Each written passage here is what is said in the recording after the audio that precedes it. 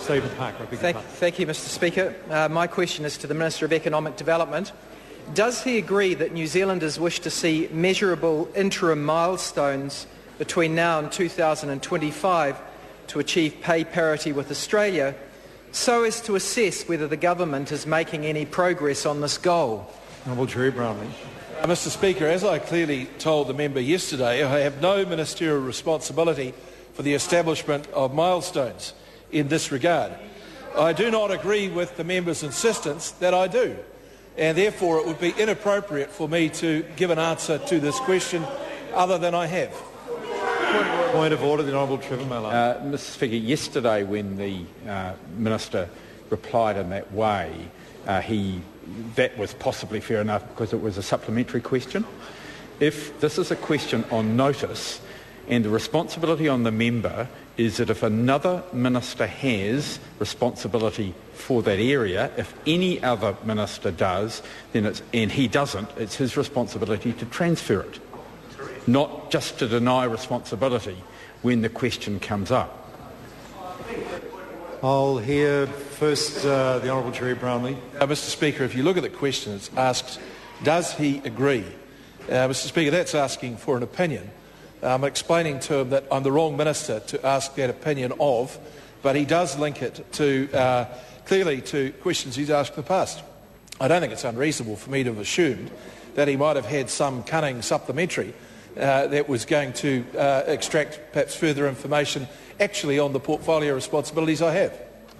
The Honourable Rodney Hyde. This is an interesting issue of order, and that's why I'm hearing senior members on it. The Honourable Rodney Hyde. Yes, the primary responsibility for who a question should be addressed to is the Member of Parliament that lodges the question. And so it's quite important that they take the care that they ask it of the right minister. It's then up to the minister whether to transfer that question or not. Now, if the fact of the matter is the opposition ask an inappropriate minister, then it's perfectly within order for the minister to answer the question by in fact saying, well, you got the wrong one. I'll hear the Honourable Trevor Mallard. Speaker, we're digging back now into the recesses of my memory, but you will find a ruling, I think, from Mr Speaker Burke or possibly Mr Speaker Wall, probably not within the Speaker's rulings there, but one when a National Party member asked a question in a similar way to the Honourable Stan Rodger, and Mr Rodger answered in a way very similar to the way that Mr Brown has answered now, and the ruling was that the minister, if he did not have responsibility, should have transferred it to the minister who did. I beg the indulgence of the House while I consider this matter. Actually, because it is an interesting issue that's arisen. And the reason why it's important is it would be unacceptable for the answering of questions to be avoided simply through allowing a minister who wasn't responsible to have the question lodged in their name and then simply come to the House and say, well, it's not my responsibility, and that was the end of the matter. I've just been exploring the Speaker's rulings while the Honourable Trevor Mallard was talking just now, and the matter has arisen previously. There's no question about that, and I refer members to Speaker's ruling 145.6, where a minister indicates a question is outside his or area of portfolio responsibility or challenges its validity. Acceptance of the question must be reconsidered in order to save a question for a member. The clerk's office may negotiate rewording the question. This will of necessity involve some give and take. Now that's a situation though that's not possible today because the clerk's office hasn't had the opportunity to do that. What I think all I can do for the time being, given the situation that's arisen today, is ask that where a minister feels that a question put down to them is no there is no responsibility in his or her portfolio area, they should actually seek to have the question transferred.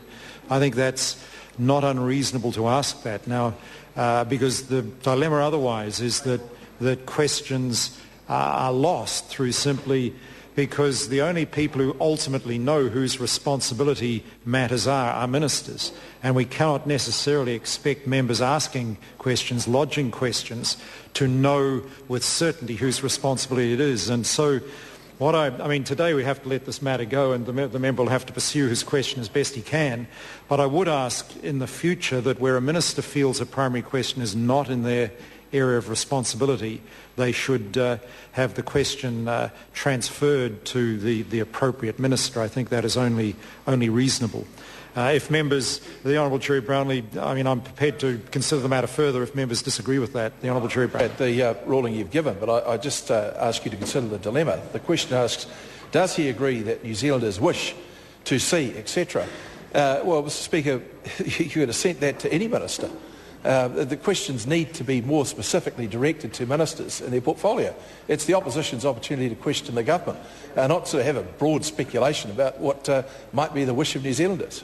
Well, I think I don't need further help on this one. I'll hear the Honourable Trevor Mallard. Mr Speaker, I have got McGee, the third edition, page 559, where it says a minister is under an obligation to transfer a question to the appropriate minister if it has been misdirected.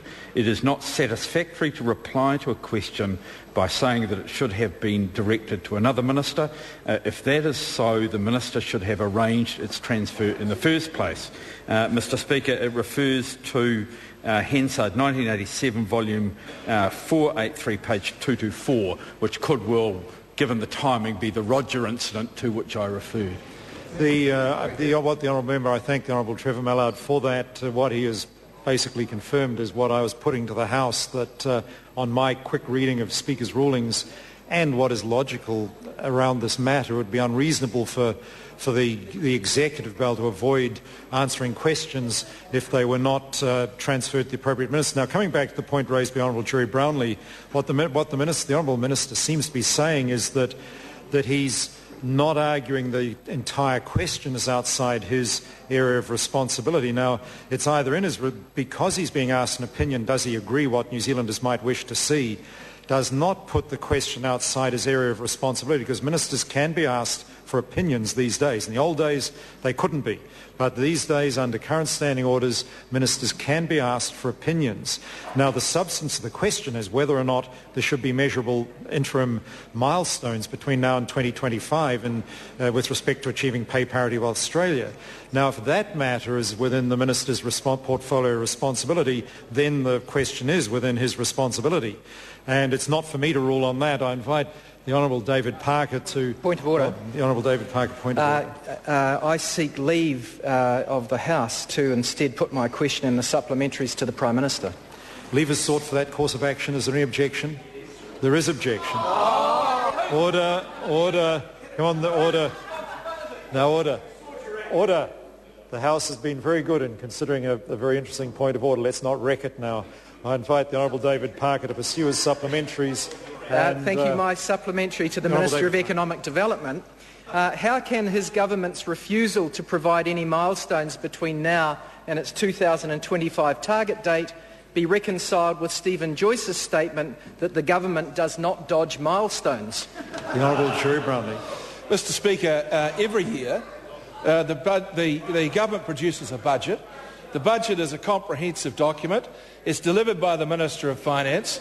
It has the budget speech, the fiscal strategy and the budget economic and fiscal update. New Zealanders are quite capable and commentators are quite capable of taking the information they may require from those documents.